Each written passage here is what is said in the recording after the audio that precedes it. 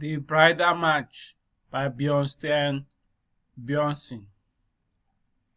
Bjørnstjerne Bjørnson was born in 1832 in Vikne, Norway, and he died on April 26, 1910 in Paris, France. He was versatile. He was a Norwegian poet, dramatist, novelist, editor, public speaker, and theater director.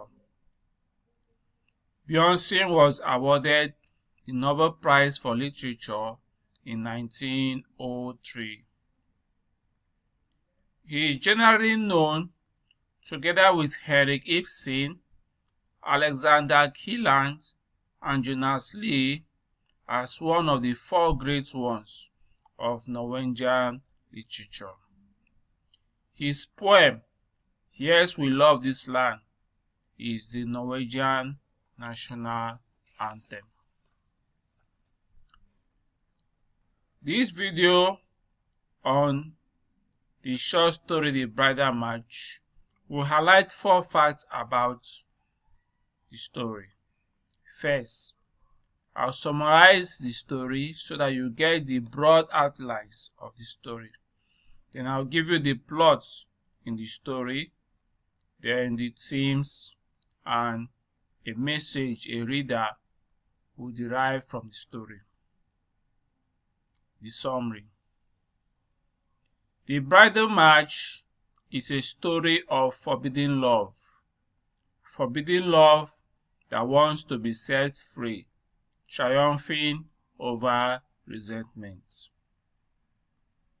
At the beginning, the great-grandparents to the Haugens, Ole Haugen, who was a famous violinist or fiddler, wrote the Bridal March, and he decreed that any couple who were not happy on their wedding day when the Bridal March was sung would not have a happy marriage. And so that became the truth for Randi and Endrid.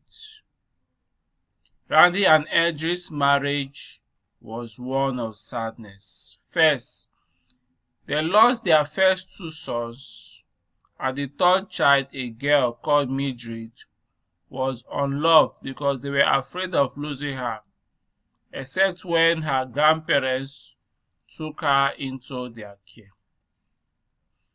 Randi and Endrid resented the townspeople for jeering at them at their wedding day, because the Bridal March was not well sung on their wedding day. So, this couple forbade 2 things at their residence. 1, the Bridal March was forbidden to be sung, and also the Haugens were forbidden to visit their residence. But this would not be the case for Mildrid, who had already fallen in love with a grandson of Ole Haugen, Hans Haugen. Hans Haugen was a hunter who took after his grandfather. He was the best singer in town, and he was also wealthy.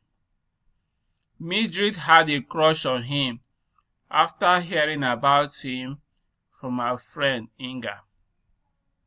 But when she saw him in person, she fell in love.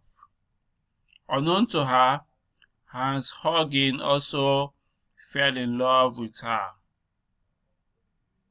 The problem that now lay before these 2 lovebirds was how to break the news to Mildrid's parents, who detested the Haugen family. The 2 sons decided to take the bull by the horn. Finally, Mildrid's parents, Randi and Endrid, decided that the happiness of their daughter was more important than holding on to past resentment. They agreed that Mildrid and Hans Haugen can marry, and that the Bridal March will be sung on her wedding day. Now let's look at the plot. In the plot, we are first introduced to Hans Haugen, who was a famous violinist or fiddler, as the story calls him, and whose bridal march song was a curse and a blessing to his family. The conflict in the story started with Randi and Endrid, on whose wedding day the rain fell, and the bridal march did not make them happy. Therefore, they lived a cursed marriage life. In the plot, we see Randi and Endrid turning away from the church to depending on themselves. Even without going to church, they practiced spirituality in their home. We also see the despair they experienced at the loss of their first two children, and this despair was born on the third child, who had to come under the training of the grandparents. Randi and Endrid had deserted society because people detested them for not living up to tradition. Tradition in this case was having a bridal march sung successfully on their wedding day. Their children, Mildrid and Bjørnstjerne, were to live lonely lives and suffer for their parents' failures. The bridal march, the family celebrated song in the village, was a sacrilege in the Tingvold family of Randi and Endrid. Anyone who sung it would no longer be in the house because it would make Randi ill. But the past will also catch up with the couple as their daughter Mildrid falls in love with the Haugens' grandson, Hans Haugen. It was a match between a quiet, austere farm girl and a hunter who was full of life and love. That relationship makes Randi to come to terms with the past she was running away from. It was a past that had mocked her on her wedding day. On reflection, Randi realized that she was hanging on to the past due to a wounded vanity. Let's quote her thoughts when she thought about this. This is what she decided. I quote, "Then it burst upon her, both her crying in church and the consuming happiness that had spoiled the early years of her married life had been wounded vanity. It was wounded vanity that was weeping now, and that might at any moment separate her from God, her happiness in this world, and the world to come." So we say that she had to tell herself that she was holding on to resentment because of pride, wounded vanity. Pride that the townsfolk had jeered at her. Pride that she was not accepted by the bridal march song. So she had to let go. Eventually, Randi and Endrid approved of the marriage between Mildrid and Hans Haugen and let Mildrid have her wish. Her wedding day was a day the people attended with happiness, and the bridal march was sung happily, with her parents attending church for the first time in many years. Now, what are some of the themes that we can see from reading the story? A central idea in the story is that the past has a way of catching up with us. Mildred resented her parents' past, and it was a forbidden past. She asked them to live up to the past, to face it no matter how much they must have been hurt. It was either they hung onto their resentment and took away the happiness of their daughter, or they relieved themselves of whatever hurts they were feeling for the sake of their daughter. We see that the latter prevailed. Another theme I noticed that took up almost half of the story was that love doesn't understand what it means to be forbidden. Two lovers will dare the world just to be together, even if their love is forbidden.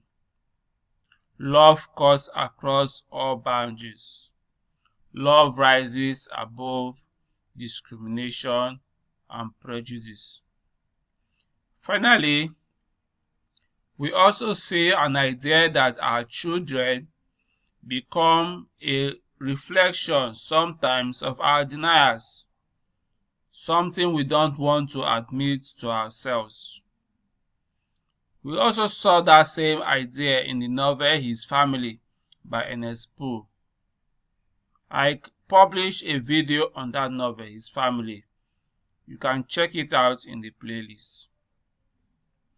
Throughout her life, Randi believes that the townspeople, especially the Haugens, were to blame for the dismal outcome of her wedding day, and she hated them for it.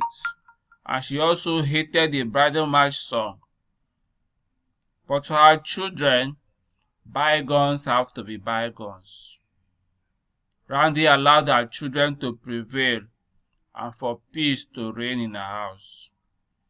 If she had rejected Mildrid's wish, I don't think Mildrid, with her gentle nature, would have recovered from the shock. Now, what is the message we can get from the story? While reflecting on this story, it occurred to me that the message of the story is that love is a wonderful thing. Love always wins at the end. And several writers, apart from Bjørnson, have emphasized that fact. Romeo and Juliet, the famous play by William Shakespeare, has a similar idea to this story. Both were of forbidden love. In both stories, the parents were fighting for wounded pride. In both, the conflict was later resolved and love won in the end, to show that you cannot forbid love. Love has a wing of its own that desires to be free, to express itself, and you cannot tell where love will perch.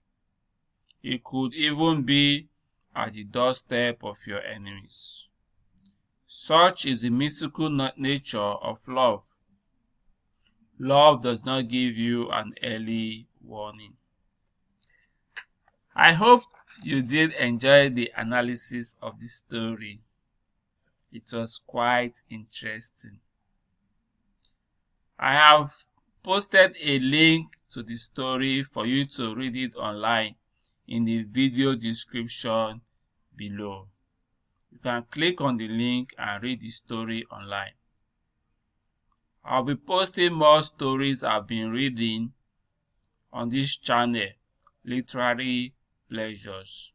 Just subscribe to the channel and you'll surely get notified when new videos on interesting stories are published.